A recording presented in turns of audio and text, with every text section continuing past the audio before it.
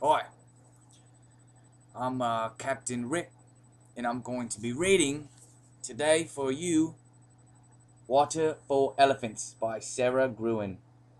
Hi, I think female authors are extremely hot and sexy. Fortunately, there's not a picture of her in the book, so I don't know if my. Oh, wait, I'm sorry, let me see. That's Sarah Gruen. What do you think? She's pretty. Yeah, I think she's pretty sexy. I give her like a 7.5. Because she's an author, it makes her like 10 times more, hotter than normal women. So let me start off reading the first page. Chapter 1. Not really a title, but oh, Chapter 1. I am 90 or 93, one or the other. When you're 5, you know your age down to the month. It's true. Like, kids are like, I'm 5 and 3 months, or I'm 5 and a half.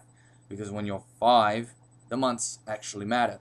When you get to be middle aged, like around your 20s or so forth, then you start wanting to slow time down. You don't want to say, well, I'm 23 and a half.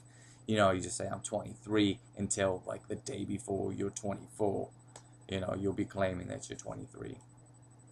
So, when you're 5, you know your age down to the month. Even in your 20s, you know how old you are. I'm 23, you say, or maybe 27. But then in your 30s, something strange starts to happen. It's a mere hiccup at first, an instant of hesitation.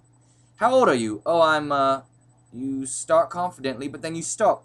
You were going to say 33, but you're not. You're 35. Past the millennium, that much I know. Such a fuss and bother over nothing. All those young folks clucking with worry and buying canned foods because somebody was too lazy to leave space for 4 digits instead of 2. But that could have been last month or 3 years ago, and besides, what does it really matter? What's the difference between 3 weeks or 3 years or even 3 decades of mushy peas, tapioca, and depends undergarments? I am 90 or 93, one or the other. That's the first page. Just read the entire first page of the book. Right there, see? Entire first page. I've actually read the whole book, and it's alright. It's not the greatest book I've ever read, but it's not the worst either. The worst I usually don't even finish. It was interesting though. Um, it was a New York Times bestseller, which is why I bought the book. But yeah, I guarantee that if no, I'm sorry. I recommend that you read this book if you got nothing better to do. Captain Rick says it's a good read. I wouldn't read it more than once. I don't think I need to. I don't think it was that enlightening that I would need to read it a second time. But it's definitely an okay first read. So pick it up and let me know what you think.